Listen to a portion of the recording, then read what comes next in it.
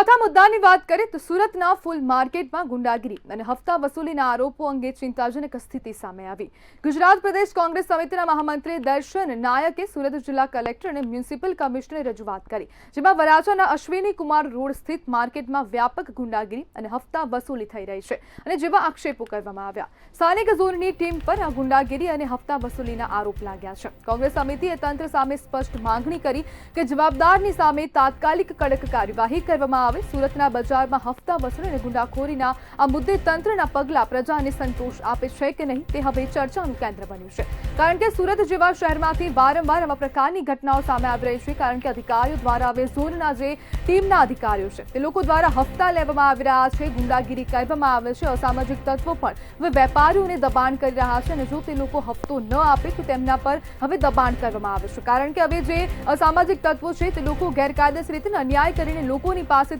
પૈસા લઈ લેતા હોય છે, પરંતુ હવે જ્યારે રજૂઆત કરવામાં આવે છે ત્યારે કોઈ પણ પ્રકારના જે ગ્રાસરૂટ લેવલ પર પગલાં લેવા જોઈએ તે પગલાં લેવાતા નથી અને જે હવે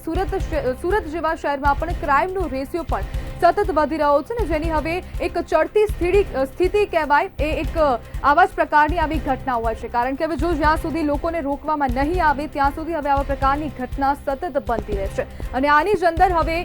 જે ઝોનના અધિકારીઓ છે તે લોકોની સામે પણ આક્ષેપો કરવામાં આવ્યા છે। ઝોનના અધિકારીઓ પણ આ હપ્તા વસૂલીથી હવે દૂર રહ્યા નથી, કારણ કે હવે ઝોનના અધિકારીઓ જો હવે હપ્તા વસૂલી નાના વેપારીઓ પાસેથી હપ્તા વસૂલે તો પછી આગળ જઈને દેશનું શું થશે તે તો પછી જોવાનું જ રહેશે, કારણ કે વરાછાના જે અશ્વિની રોડ પર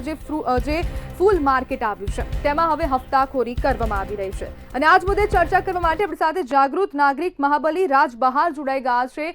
ભાઈ, જે પ્રમાણેની હવે આ સમગ્ર ઘટના સામે આવી રહી છે, ઝોનના અધિકારીની પર હપ્તા વસૂલીના આક્ષેપો કરવામાં આવ્યા છે, શું કહેશો? મારું તો એવું છે કે અત્યારે અશ્વિની કુમાર રોડ ફૂલ માર્કેટમાં જે હપ્તા વસૂલીની વાતો છે એ ફંડ ફાળાના નામે ગેરકાયદેસર વહીવટદારો ઉઘરાણી કરે છે અને તેમનું કેવું એવું છે કે અમે એસએમસી ના અધિકારીઓને પણ હપ્તો પહોંચાડીએ છીએ, પરંતુ ત્યાં અધિકારી જોડે જ્યારે અમે રજૂઆત કરવા જઈએ ત્યારે અધિકારીઓ એમ કે છે કે અમારું કશું કોઈ લેવા દેવા છે નહીં। તો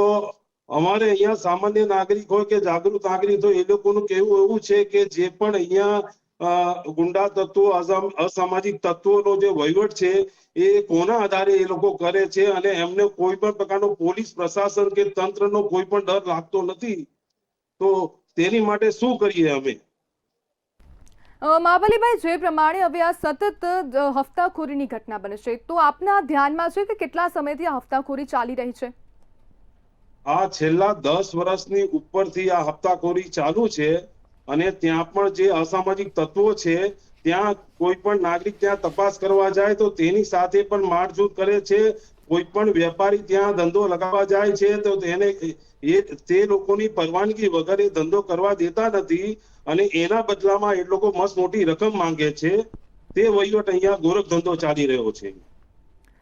જી બિલકુલ, જોડાવા બદલ આપનો આભાર।